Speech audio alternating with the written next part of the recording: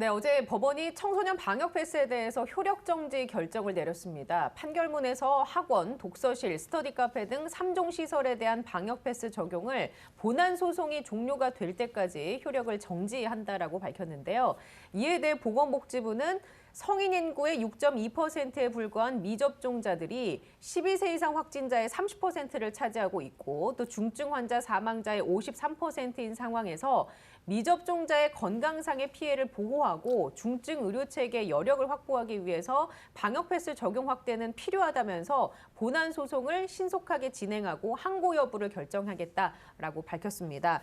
자, 두 분 이번 판결 어떻게 보시는지 좀 전반적으로 살펴보고 강론으로 좀 들어가 보도록 하겠습니다. 예, 제가 우선 말씀드리겠습니다. 우선 하나는 6일 전입니다. 그러니까 정확히 지난주 목요일입니다. 6일 전 목요일 날에 우리 이 방송에서 뭘 다루느냐 하면은 청소년 백신 접종과 영유아기 백신 접종을 다뤘습니다. 그러면서 우리 방송, 저는 이 연령층의 백신 접종을 반대한다. 개인적으로 반대한다. 그리고 데이터로 볼 때 이익이 위험보다 그렇게 크다고 볼 근거가 없다. 여기서 백신은 화이자 백신을 그렇습니다. 말씀하시는 화이자 거죠? 백신입니다. 그리고 예전 방송에서 다 말씀드리면은 안전한 백신이면 저는 찬성하겠다. 그렇지만 지금 당장 화이자 백신으로 접종하는 것을 저는 반대한다. 다만 이런 우려에도 불구하고 부모님들이 백신 접종을 하시겠다고 하면 그것은 자율적으로 하시면 된다. 이런 말씀을 드린 적이 있습니다. 거기에다가 한 걸음 더 나아가서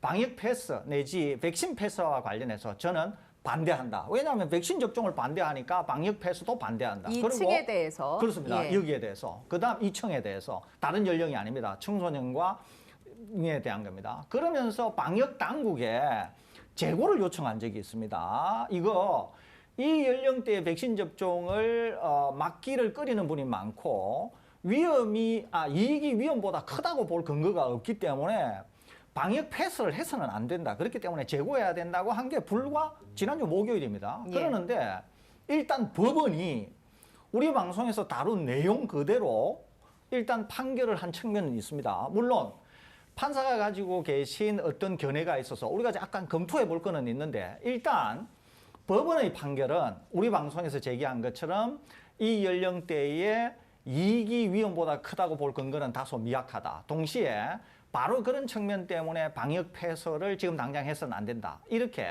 법원이 판단했다고 하는 말씀 우선 드립니다. 예, 그러니까 재판부가 이렇게 결정한 이유로는 백신 미접종자가 학원 등의 시설을 이용할 권리, 학습권을 제한한다라는 측면을 들었습니다. 자, 일단 강 기자님은 어떻게 보셨습니까? 네, 일단은 그 재판부가 일단은 이 소송에 대해서 효력 정지를 내린 가장 중요한 이유를 방금 그 최재현 아나운서님께서 네. 읽어주셨는데요.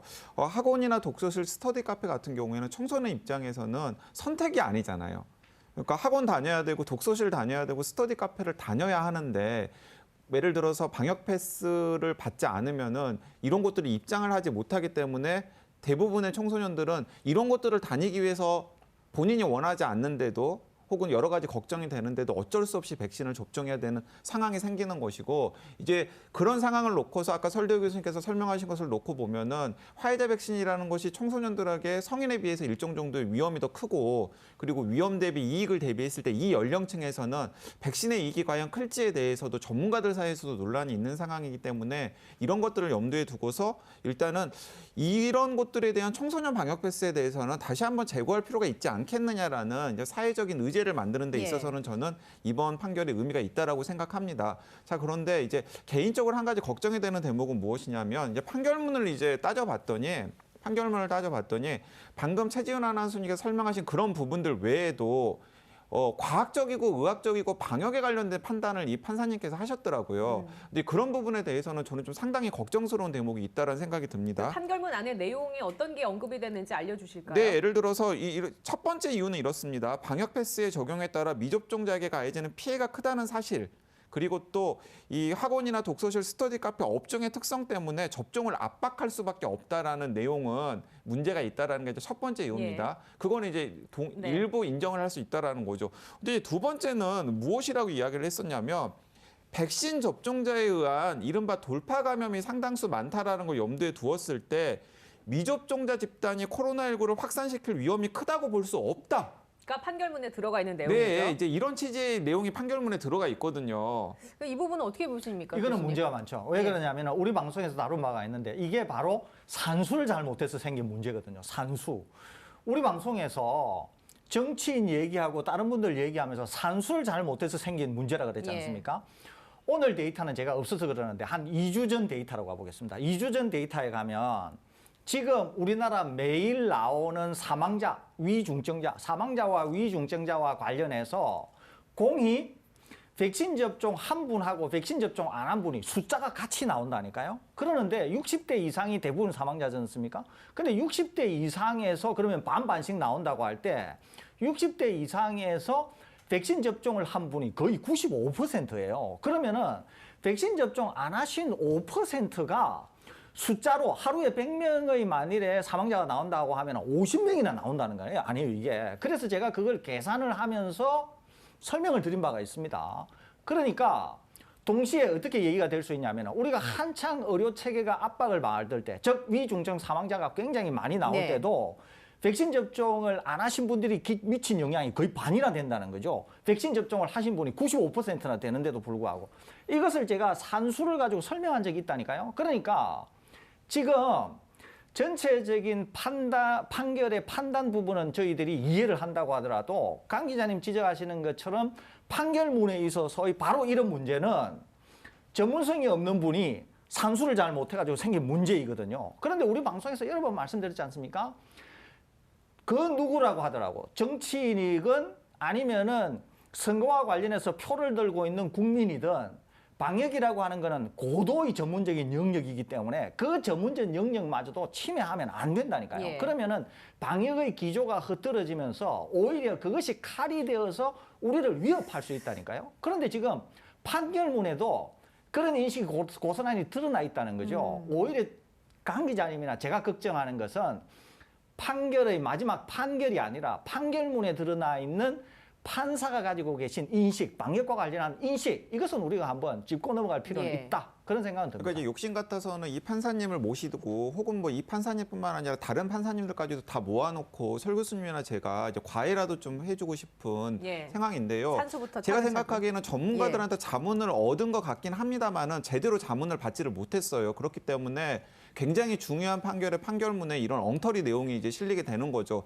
그래서 저는 이런 내용들이 본안 소송이라던가 아니면 즉각 또 정부가 항소를 했지 않습니까? 그런 상황에서는 이제 뒤집어 엎어질 예. 가능성이 큰데요. 왜 제가 이제 걱정이 되어가지고 이런 말씀을 드리냐면은 청소년들이랑 성인들의 방역 패스는 또 전혀 다른 문제거든요. 그래서 그 부분을 여쭤보겠습니다. 왜냐하면 지금 이렇게 오늘 판결이 나온 부분은 청소년 방역 패스와 관련된 부분인데 현직 의사나 뭐 많은 분들이 방역 패스 정책 자체, 그러니까 성인의 방역 패스의 그 정책에 대해서 반발을 해서 법원에 집행 정지를 신청을 했고 자영업자나 소상공인 분들도 이제 집회를 통해서 방역 패스를 비판하고 있잖아요. 그래서 이게 줄 소송으로 이어지게 되면 어떻게 될 맞습니다. 것이냐. 그러니까 삼권 분리라는 게 뭡니까? 예. 삼권 분리라는 게 행정부는 의회나 법원을 존중하고 법원도 행정이나 의회의 전문성과 그다음에 고도의 그 조치의 가치에 대해서 인정을 한다라는 게 전제잖아요. 근데 방역이라는 것, 방역 행정이라는 것은 국민의 생명과 안전을 지키기 위한 고도의 전문성이 있는 행정의 영역인데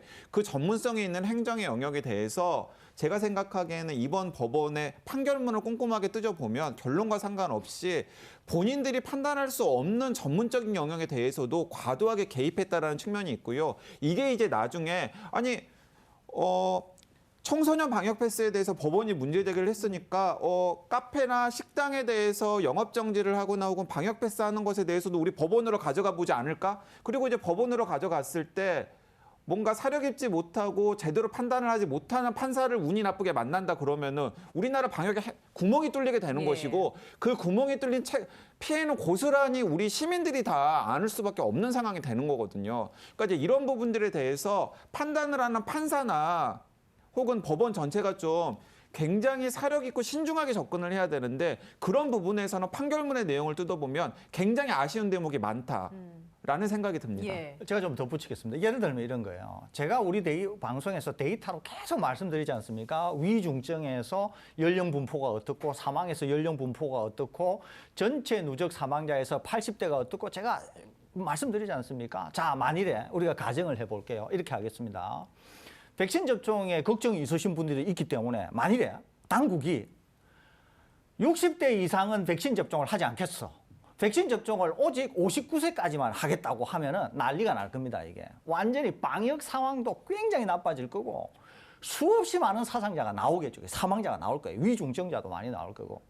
굉장히 어리석은 결정이 되겠죠, 이것은. 왜 그러냐면은 데이터가 그것을 명확히 말하고 예. 있기 때문에 그렇습니다. 그러면 아까 말씀드렸다시피 청소년 연령층, 이 시설을 이용하는 청소년 연령층에게 있어서의 백신 접종은 이익과 위험이라고 하는 게 전문가에서도 시각이 갈리는, 그러니까 아직도 이거는 명확하지 않다는 거죠. 그러니까 판사가 어떤 개입을 할 수는 있다고 봅니다. 어떤 결정을 내릴 수 있다고 봐요. 그런데 이걸 만일에 동일한 안건을 80대로 가져가 볼까요? 80대로 가져가 가지고 방역 패스를 얘기하는데 판사가 만일에 이런 결정을 내렸다. 그러면 이거는 굉장히 어리석은 결정이 될 거라는 거예요. 왜냐하면 데이터가 명확히 보여주고 있는 게 있기 때문에 그렇다는 거죠. 그러니까 전하 강 기자님이나 우리 방송이 걱정하는 것은 뭐냐 하면은 데이터에 입각해서 또 방역이라고 하는 고도의 전문성에 입각해서 판결을 내리거나 판결문이 쓰여져야 된다는 거예요. 그렇지 않지 않습니까? 그러면은 이것이 오히려 방역에 도움을 주기보다는 단순한 사건에 있어서는 그 판단이 방역에 도움을 주는 것처럼 보일 수 있지만은 예. 전체적인 큰 틀에서는 방역의 기조를 상당히 무너뜨리면서 어렵게 할 수 있다는 거예요. 방역이 어려워지면 어떻게 될까요? 고스란히 그 피해는 국민이 입어야 된다는 거예요. 특히 고령층인 경우에는 그 피해를 온전히 입을 수밖에 없다는 거죠. 왜냐하면 위중증 사망은 고령층에서 다 나오고 있으니까요. 그런 점에서 판결문 자체의 일부 내용은 상당히 문제도 있거니와 아쉬운 부분이 많다. 그런 생각이 든다는 겁니다. 네, 알겠습니다.